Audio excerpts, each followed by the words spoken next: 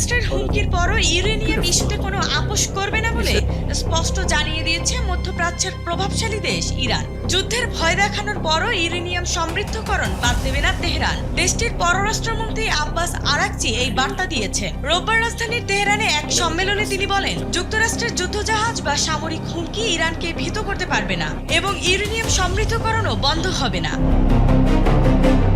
বিশ্লেষকদের মতে এর পেছনে থাকতে পারে চারটি কারণ। প্রথমত, ইরান ইউরেনিয়াম সমৃদ্ধকরণকে এনপিটি অনুযায়ী শান্তিপূর্ণ পারমাণবিক কর্মসূচির অংশ হিসেবে নিজেদের আইনগত অধিকার বলে মনে করে। স্যান্ডেলিনা সো, রূপচর্চায় আভিজাত্য।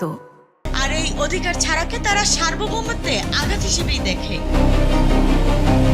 দ্বিতীয়ত, 2015 সালের পরমাণু চুক্তি থেকেই যুক্তরাষ্ট্র একতরফাভাবে সরে গিয়ে নিষেধাজ্ঞা আরোপ করায় ইরানের মধ্যে মার্কিন প্রতিশ্রুতির উপর গভীর অবিশ্বাস তৈরি হয়েছে। ফলে চাপের মুখে ছাড় দিলেও লাভ হবে না এমন ধারণা থেকেই কঠোর অবস্থান তেহরানের।